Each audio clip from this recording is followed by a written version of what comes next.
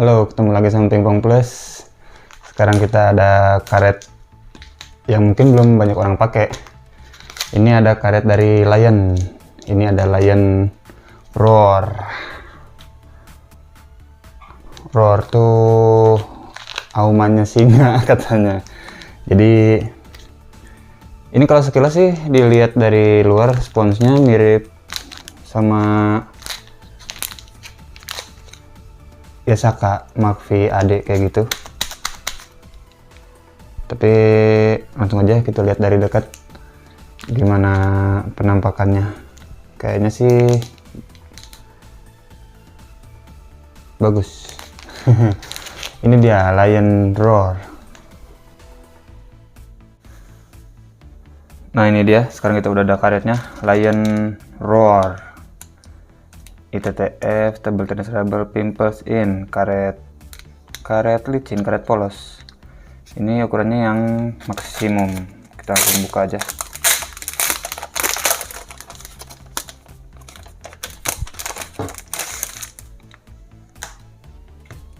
Kita lihat belakangnya ada apa aja. Lion Roar mid elastic.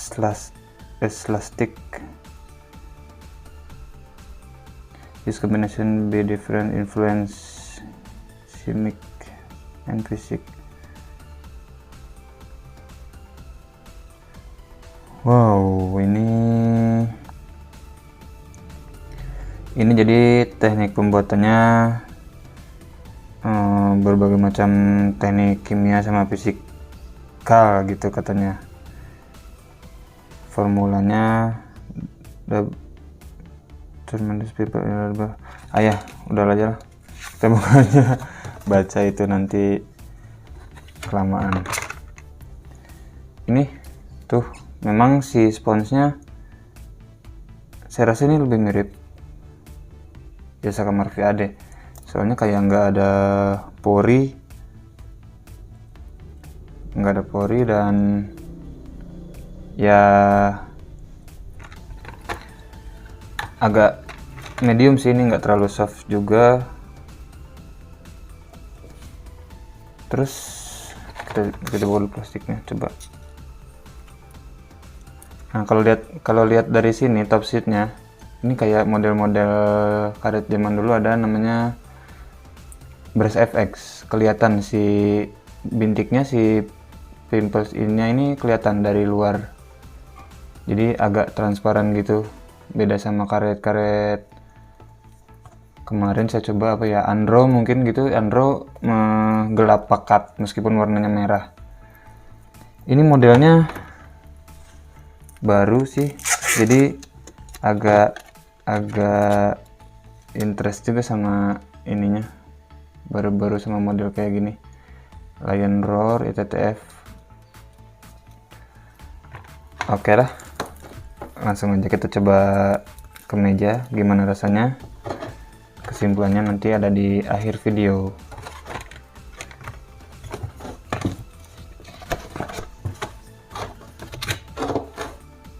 Ini dia Lion Roar.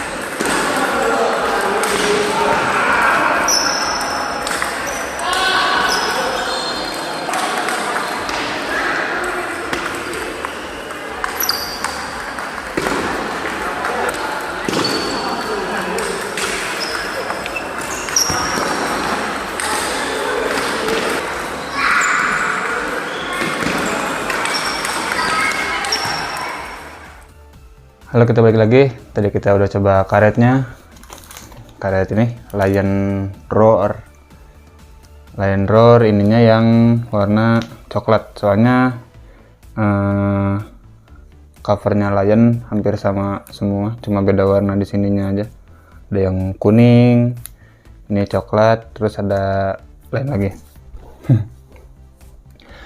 Waktu saya cobain pertama, sebelumnya pakai kayu Yinhe 980, kayu defense.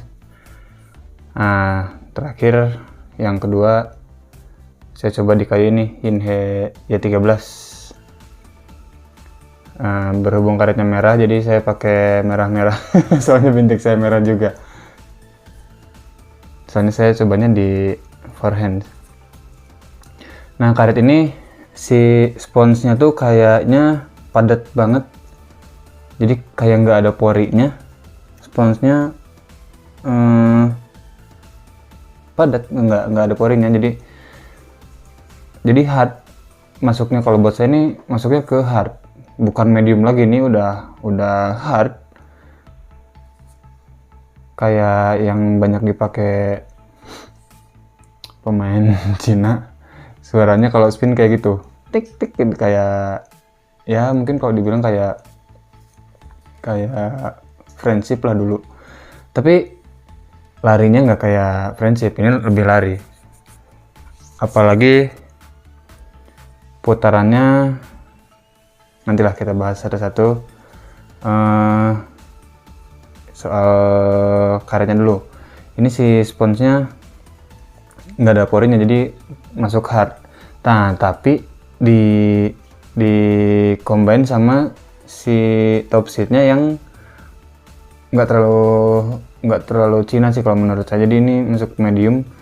Kalau dilihat kayak gini kelihatan si itunya, si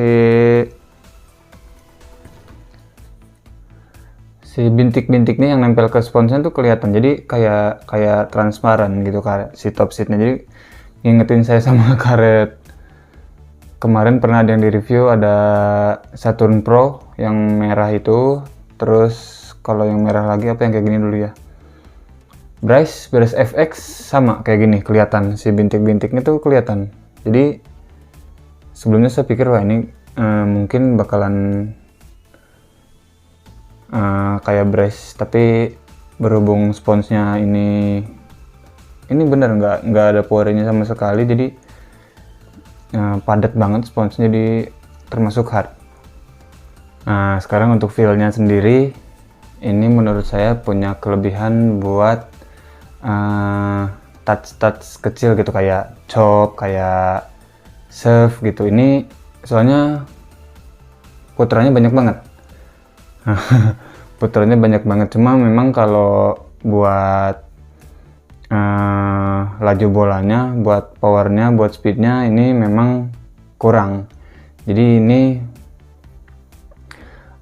mungkin kebanyakan orang bakalan lebih cocok ini kalau di backhand, yang backhandnya cuma main chop gitu. Jadi nggak terlalu banyak aktif gitu si backhandnya. Apalagi waktu coba di kayu 980 yang kayunya pelan, si karet ini jadi kerasannya kayak yang kaku aja gitu. Susah buat dapet larinya, lari dari yang dihasilkan dari gesekan. Kalau lari dari benturan semua juga bisa. Mau karet apa anti spin juga, anti power, kalau lari dari benturan ya bisa. Cuma kan nggak bisa lari dari putaran. Maksudnya lari yang dihasilkan dari putaran itu susah. Nah, tapi waktu pakai Yinhe Y13 yang kayunya agak medium dikit, agak lumayan larinya dari putarannya. Jadi si karetnya juga nggak terlalu ngerasa kaku gitu. Waktu di 980 kayak kerasa kaku banget karetnya. Tapi masih tetap buat touch kecilnya, buat serve, buat serve sama chop gitu, ini enak banget. Ini saya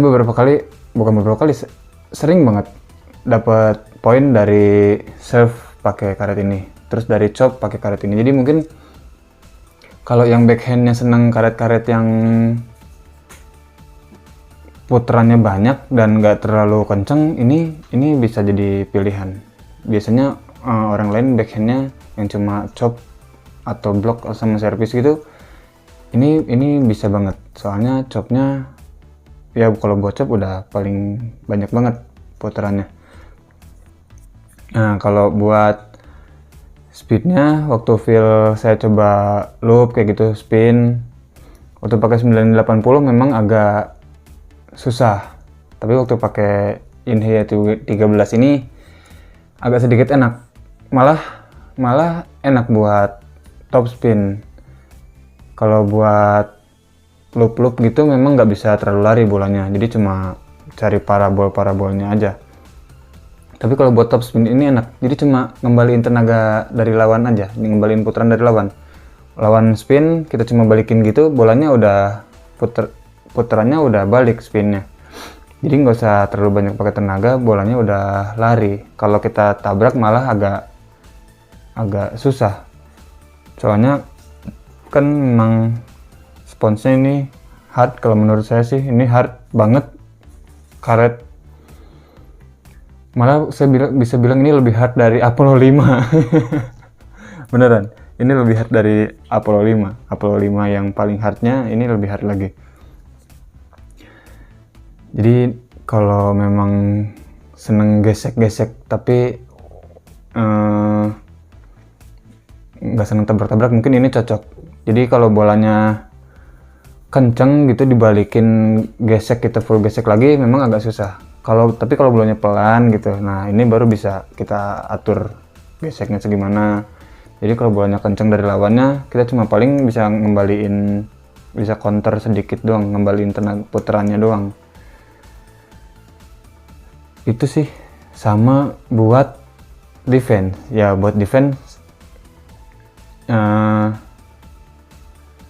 hampir sama touch yang touch. Kok saya jadi banyak ngomong touch gini? Hampir sama kayak touch yang di dalam meja, yang di atas meja gitu, yang chop, service itu. Ini defense ya udahlah, orang putarannya banyak, terus bolanya juga memang nggak terlalu mental kemana-mana, jadi buat defense ya enak. Apalagi waktu pakai 980 memang kayak defense. Tapi waktu pakai Y13 juga nggak terlalu mental jauh-jauh, soalnya memang si sponsnya juga nggak spring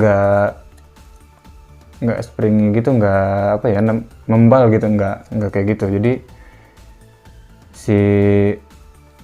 kalau buat defense ini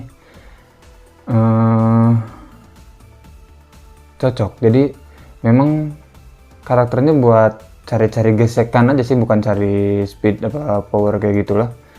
Ini karet ini udah paling enak kalau dipakai buat servis sama cop-copan atau cari-cari putaran kayak gitu.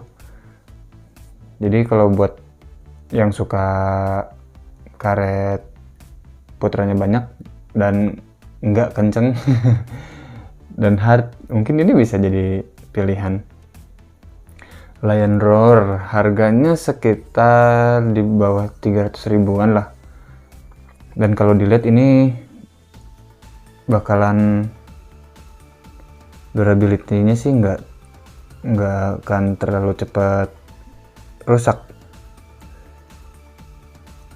Ini kuat. Ya itu aja sih sedikit tentang Lion Roar. Ini saya kebetulan coba yang maksimum. Jadi buat saya karet ini cocoknya buat pemain yang suka gesek-gesek atau cuma touch kecil kayak service, chop kayak gitu, atau mungkin defense. Jadi kalau kebanyakan pemain yang backhandnya cuma chop sama block service kayak gitu, mungkin ini bisa cocok banget kalau cari karet yang hard. Jadi gitu